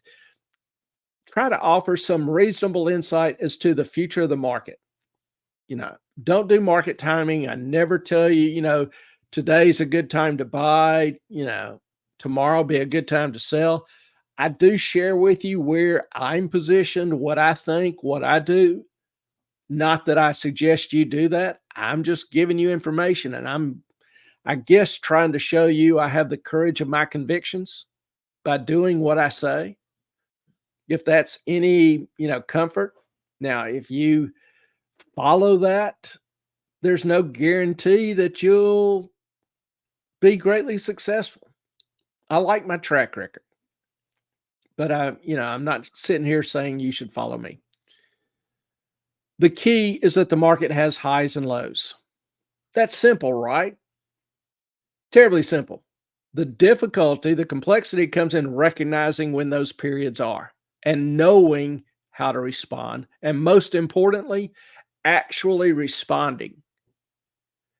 I can't tell you how many times in my head I thought, I ought to buy that today. And I get distracted. I don't do it. 2 weeks later, I'm like, why the hell didn't I?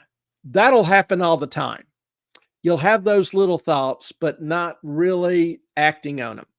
So a big key is, once you become convinced or you see sufficient evidence that it's time to make a change, you get up and you make that change. And realize, like on this graph, this bottom, you may buy here. So the stocks continue to decline. You may buy here. You almost never will you buy at the absolute bottom or sell at the absolute top.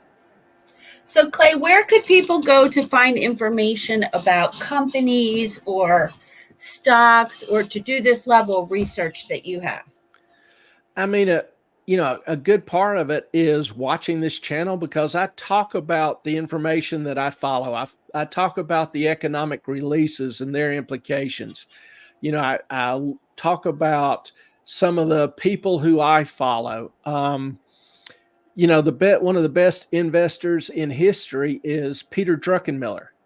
Now, he doesn't precisely come out and say, hey, I bought this, hey, I sold this. But he will give his thoughts on the market. Jim Cramer. Stop. Well, what about Edgar, where people could go? Why don't you explain what Edgar is? Edgar is the database run by the Securities and Exchange Commission, and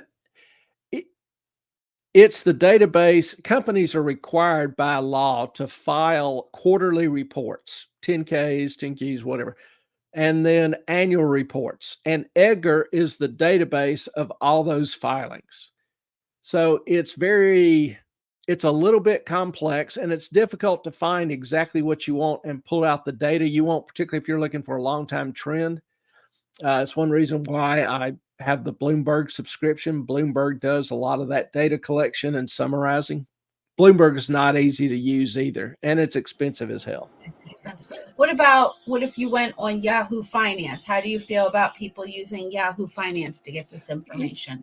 There's tons of databases out there. Yahoo has a lot of free information on companies. My concern is I don't really recommend individuals buy individual companies.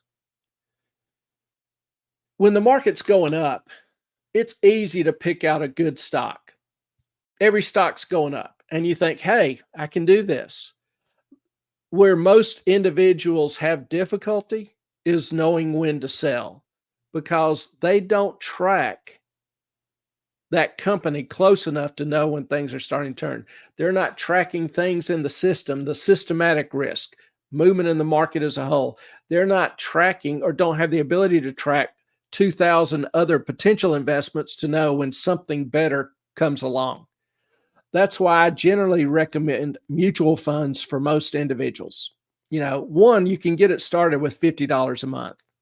Two, you can electronically connect it to your checking account. So you can use your phone and move money for free back and forth.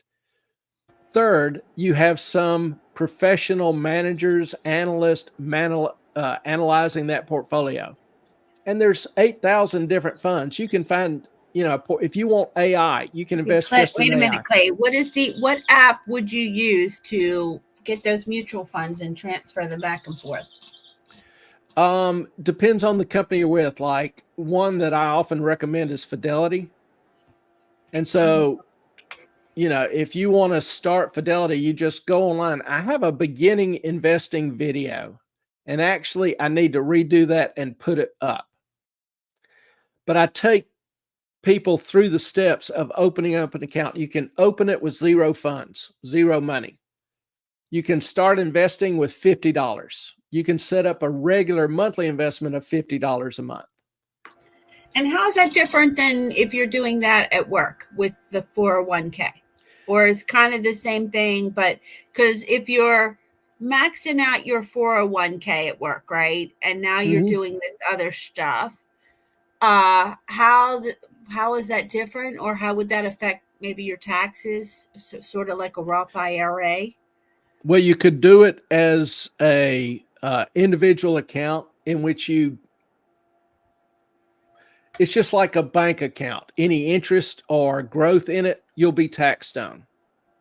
Once you sell the fund, you'll be taxed on it. Or if, as you alluded to, you can take that $50 a month and put it in an IRA. Even if you have a corporate 401k, you can still do an individual IRA account, and you can put in up to $8,000 a month.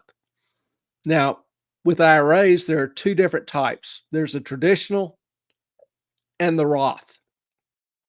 The traditional, for every dollar you put in it, up to $8,000, you get to deduct that from your taxes.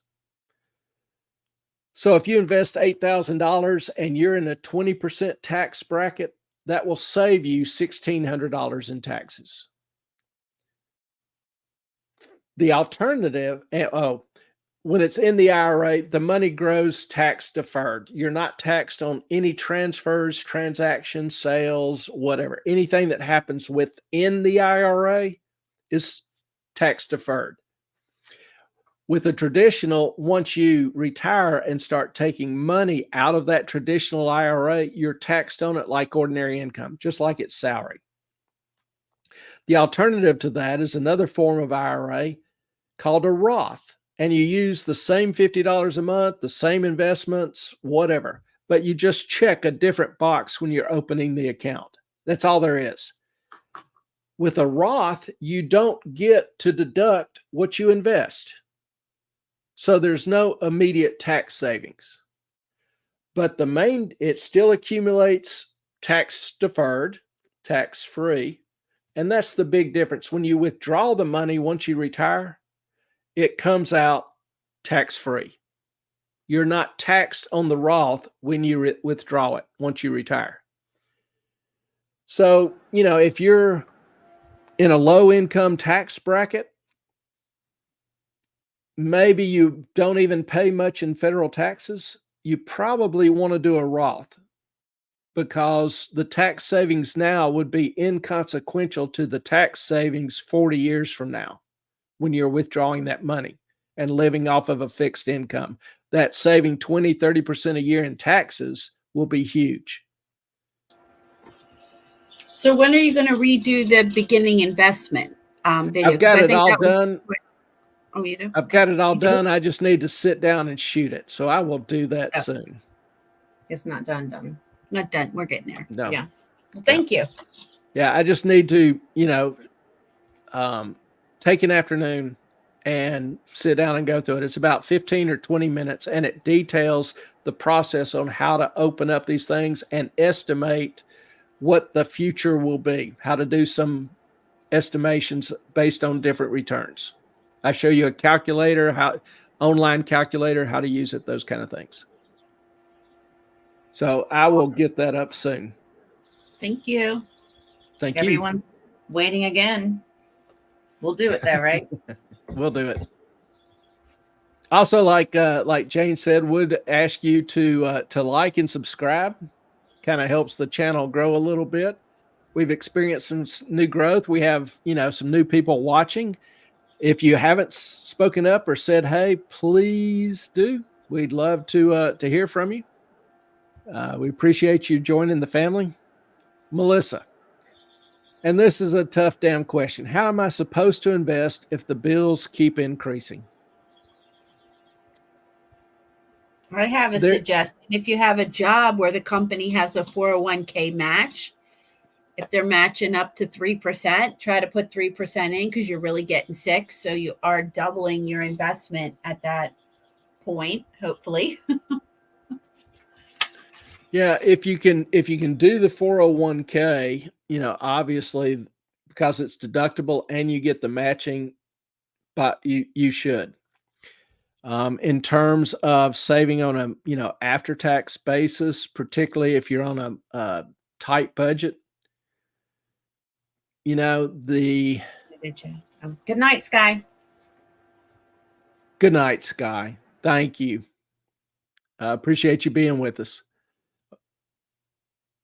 And for those who aren't familiar, Dogs Discussions has a second login, Sky, and she's been a member of the family for almost ever since the beginning. So a much loved member. She now uses Dogs Discussions, which is the name of her Instagram. So if you have not followed, look her up. It's one word on Instagram, but Dogs Discussions. And yeah, Melissa, that you're not alone. That's not an option for a lot of people. Really gotten squeezed. I have a thing I was going to throw out. On chicken. So far this year, the wholesale prices of chicken breast have gone up 67%. That's just this year. That's 4 times the rate in beef and pork, which have gone up 16% so far this year. Food affordability, the essentials, are getting worse and will continue. I don't have any good, quick information for somebody that's on a tight budget. A week or two ago, tried to go through some ideas on how to save a few bucks here and there on, monthly budgets and expenses.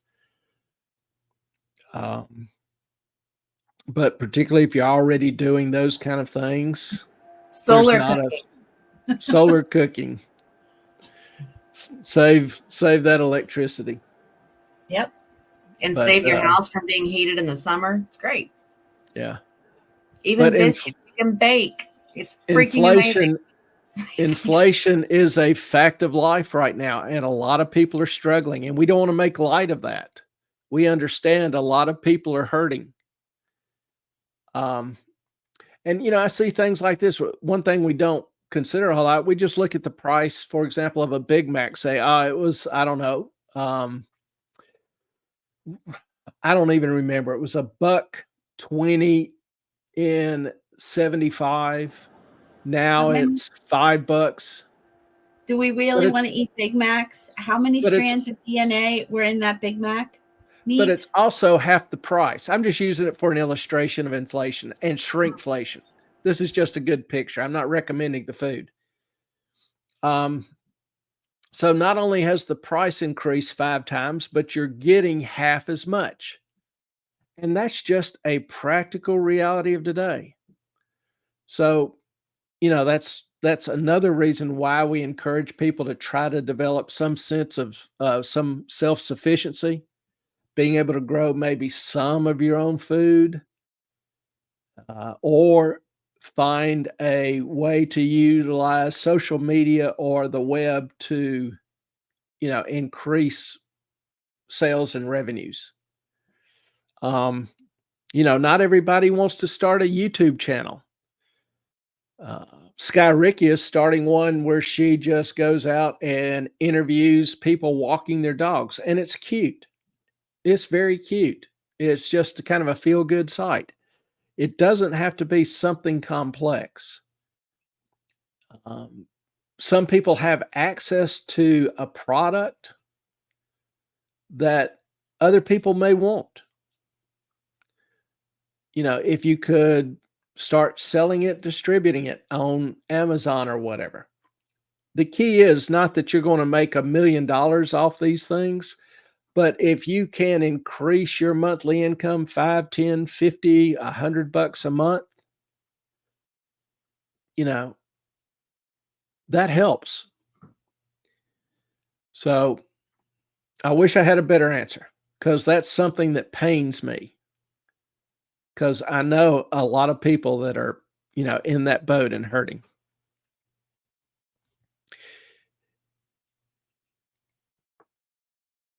I had a question last week on Argentina, Milei, their new president.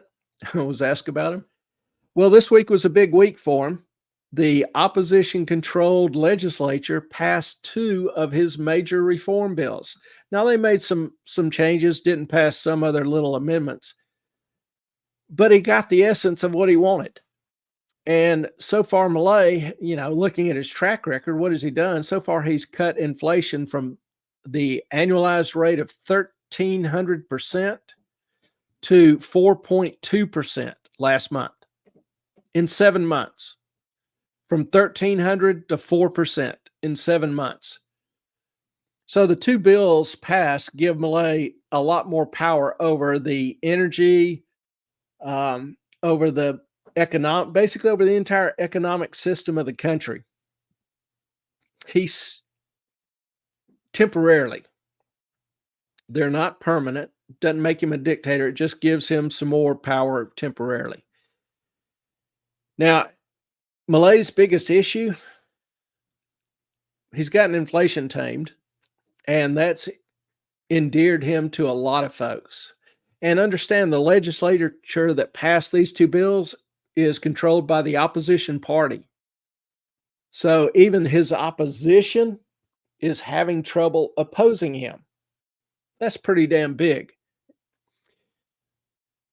But long-term, Milei still has the issue of poverty, which poverty has risen in Argentina over these 7 months. Why? Well, Milei fired half the government. Now, if you're a taxpayer, you may see that as a good thing. If you were a government worker that no longer has a job or income, that sucks. So he needs, back to small business, he needs small business growth to kick in quickly. The second major issue he's facing is the central bank, and he has long been an avowed enemy of the central bank. Well, his hands are a little bit tied in that area because he's trying to negotiate loan agreements with the IMF, International Monetary Fund, that's lent tons of money to Argentina. Argentina has massive debt. And so he has to please the IMF, or else they'll force him into bankruptcy, which is a relatively big problem. So Milei's trying to do a balancing act with the IMF and the debt. And what he's kind of moving to is a dual currency system in Argentina, where both the dollar and the Argentinian peso are accepted. He needs to tread lightly, but those are the 2 big issues he's facing right now. Do you think Clay, do you think he's going to join BRICS? No, he hates BRICS. That's why he's allowing the dollar. Mm-hmm. But, and who's the guy in Ecuador? Got rid of the Ecuadorian currency and made Bitcoin the national currency. Oh, that's and that's not good been working out pretty well for him. for him, but The whole country. Ecuador. His popularity has soared through the roof. Can't think of his name, but Hang on. Here it is. Porfirio, President. Correa. Or Correa. Or nope. Hang on. Working on it.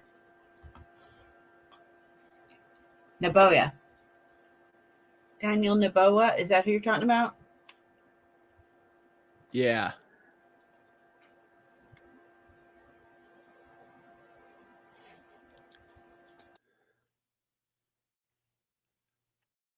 Hello. Yeah, I'm sorry. I'm just sitting here reading, looking, trying to collect my thoughts. He's made big changes in Ecuador, but just sticking with Milei, he's got to get the poverty issue, or else that's going to come up and bite him in the ass pretty damn quick. He's got to start making some progress there. Good and bad. It's brought him some time, but it's also brought him a lot of attention. He has a chance to pull the entire region out of its kind of socialist morass, but he won't be given a lot of time. He needs quick results. And that's what I'm a little concerned about, is how quickly can he generate results on the employment front. It takes a while, particularly when people have been poor and destitute and living hand to foot and the economy's been crushed. It takes a while for them to try to save up some, in good times, it takes a while for them to try to save up some money and start their own business. And that's the real crux of the issue, is how much time will he have? How much time will this process take before it starts showing fruits? It will show fruits, but will it do it quick enough? There's some long knives waiting for a chance to end him and his ideas, if at all possible. He is a major threat. Milei is a major threat to those with an opposing ideology that have faced the one thing they dread the most, and that is losing power. Losing the power to control the people. So they're ready to, pull a Caesar on him at any moment if they think they can get away with it. Et tu, Brute. Et tu, Brute. So y'all wanted an update on Milei. That's the current state of Argentina. And we will be keeping an eye on it. It's a fabulous experiment in free markets and in, curtailing excessive government. And we've seen the fruits of that. Inflation has been cut by a factor of, 450. It's massive in 7 months. So can he solve the other problems in short order? That's the big question. So we have a question about government, about the wages. Have you seen any evidence that the wages have gone up? Or in Argentina? Yeah. Mm-hmm. Haven't seen anything so far. Have they Don't gone know if down? they have or haven't. Okay. Don't know. Haven't seen anything. Good, bad, or indifferent. I'm not saying it has or hadn't. Just don't know. I think the average would be up because you got rid of the government workers. So it's more private industry jobs. Oftentimes, government workers are higher paid than they are in the private sector. They are, particularly in this country, but it's consistent in Euro. I don't know about Argentina, but I wouldn't be shocked if it was as well. Government people are, people in government are able to give themselves a nice inflation increase every year. But not the rank and file. I would think that would be the higher ups. Oh, even in our government, the secretaries are paid 30% more than they are in the private sector. Well, that's the secretaries, but that's not. Oh, you mean like secretary, like admin assistants, or the secretary of the department? Admin assistants. Yeah, office workers. I haven't seen that. like here in Pennsylvania, I haven't seen it like as far as job postings and things like that, where they're more than the private sector. Because that's the problem you're having trying to find workers. Yeah, not all governments.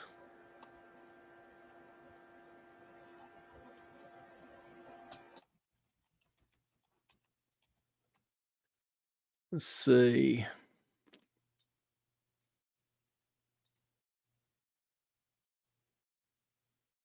According to the Bureau of Labor Statistics,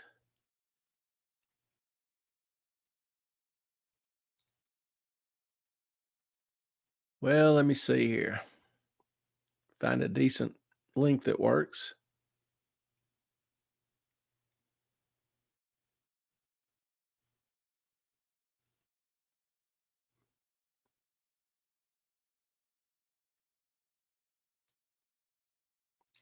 Well, I'm finding, I'm trying to do a quick search and finding both sides. Some say they get paid less, some say they get paid more. So I think the upper echelon gets paid more, but I don't think the lower tiers do. But I'll spend some time on it and try to get a better answer for next week. So right now, I just don't want to take the time. Well, actually, speaking of, do what? Nothing. It's Q&A. That's what she was saying. It was Q&A. Okay. As we close the night, most of you know I'm a relatively large critic of the American educational system and what it's become. One of my favorite targets is the failed educational system.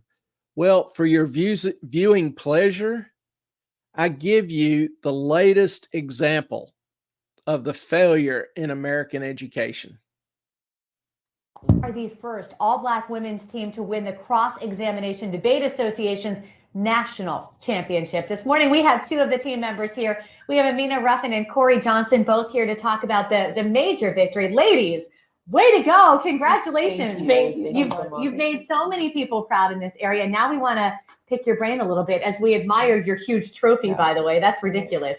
But I'm going to ask you first. We'll start with you, Amina. What was the topic, first of all? The topic was restricting presidential war powers authority. They said the nigga's always already queer. That's exactly the point. It means that the impact is not, that is an impact turn to the that it is a case turn to the affirmative, because we are saying that queer bodies are not able to survive, and it necessarily means that the body of the nigga is not able to survive.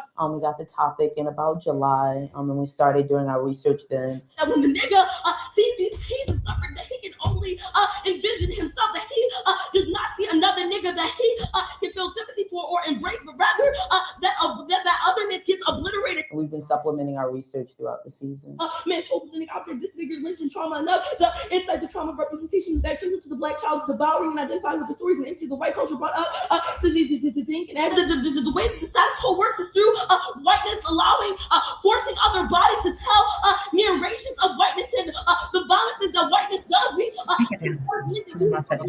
Just remove it? Yeah, remove.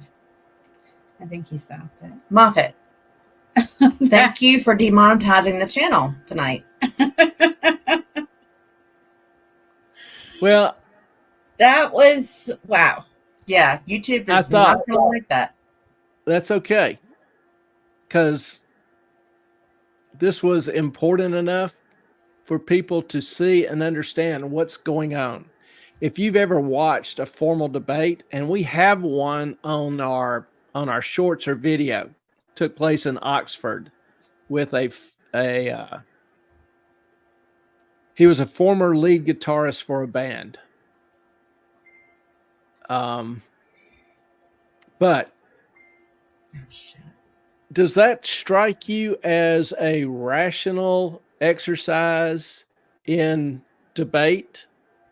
It strikes me as they didn't prepare them. I mean, they're fast, they're whatever. They didn't coach them. They didn't give them public speaking skills. I'm not blaming the girls. I blame the educators who didn't prepare them or teach them how to present a cogent argument. Yeah, I blame the system that keeps passing them when they are incoherent, irrational, and have no ability to present information factually responsibly, rationally, cogently, and they're the national debate champions in their field. There's a problem, But yes, a grotesque problem with the American educational system. and I don't want to blame the teachers, but yes, they did not. Oh, I'll prepare blame the teachers. I'll blame the teachers. Anybody that passed these people or other students who can't do the work Not even passing them, Clay. They're deserves supposed the to blame. be, when you do debate, usually there was a teacher there that taught you how to debate, how to put a topic down, how to present yourself, even if you're nervous, slow down. They Right? have a faculty advisor. Well, I blame the faculty advisor then. Yeah. I blame mean, the the whole girls- system because these girls can't even put together a coherent sentence in this debate. And the debate's on the War Powers Act. They're not even talking about the War Powers Act. Well, they just, well, Clay, liberals just yell at each other when they have nothing else, when nothing actually As an They- educator, coherent it's to what say. I think it's As a- what they teach them now is that you just yell at somebody when you don't, rather than Agree. listening and hearing both sides, and you can agree to disagree and not be upset about it. I don't think they teach that. That is very sad. yeah, as an educator, this just angers me because we're screwing these kids over. They get a degree and then they wonder why they can't get a good job or why no employer wants to hire them or why they fail at their jobs. Or Well, what are you, if you can't have a conversation about something, which I realize social media has sort of, Stop that. yeah, definitely stopped that and stumped it and just said, you know what, just yell at someone you don't know about something. If you can't have a conversation, then there's absolutely no point in this debate, obviously, or any other, if you can't literally have a nice conversation. Yeah, I mean, and I've said this before, universities used to be in the business of teaching rational, cogent thought, higher level thought. Now we're in the business of teaching remedial English, remedial skills. It's ridiculous. And people need to be angry about it. And they need to be yelling at their school districts, the administrators, the superintendents, the principals, even the teachers. No All more of yelling. them have Have a failed to discussion. do their I jobs. agree. Have a discussion. No more yelling. Have a discussion. I'm to the point where I'm ready to go with tar and feathering. That works too. But I'm just saying, if you can't, that's not how that shit works. These people, watch some of the meetings. They kick people out who are trying to talk to them. They they keep people won't out listen. who They are won't reading listen. books. That's Which is important why Yes. you vote. Because these You people that vote cannot, in. beyond a certain point, you cannot talk or reason with these people. I'm Yeah, a but firm believer. But Clay, the community voted them in. School boards are elected by the community. If you didn't do Yes. your research and you voted them in, well, you get what you voted for. So it's important that you know the issues. And choosing not to vote, that's another thing. That's what you get. Elections Well, have not only consequences. voting, but holding them accountable. Yes. You need to be at the meetings and you need to be finding out what's going on with your kid at school. Why are they not learning? What is the school doing with them for 8 hours a day? good question. It's not just let me indoctrination. spend a few days before the election trying to figure out which one to vote for. It's an ongoing process, and it should be an ongoing fight because the school systems, the educational system is so far gone. You're not going to calmly persuade these people to give up their power, their influence, their ideology. Kick them out. There's a fight ahead, and people need to be prepared to fight on behalf of their kids. Now, Ellen, you had something? I forgot. ADHD, man. It's gone It's all right. It'll come back to you. tomorrow, probably. There's always more shows, but people need to say, you know, I'm tired as hell and I'm not taking it anymore. You know, we have tolerated so much.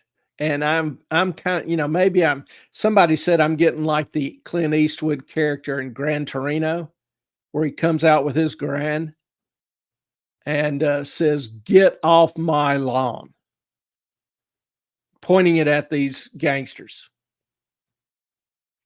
I kind of took that as a compliment. So yeah, maybe I am getting old and grumpy in my old age.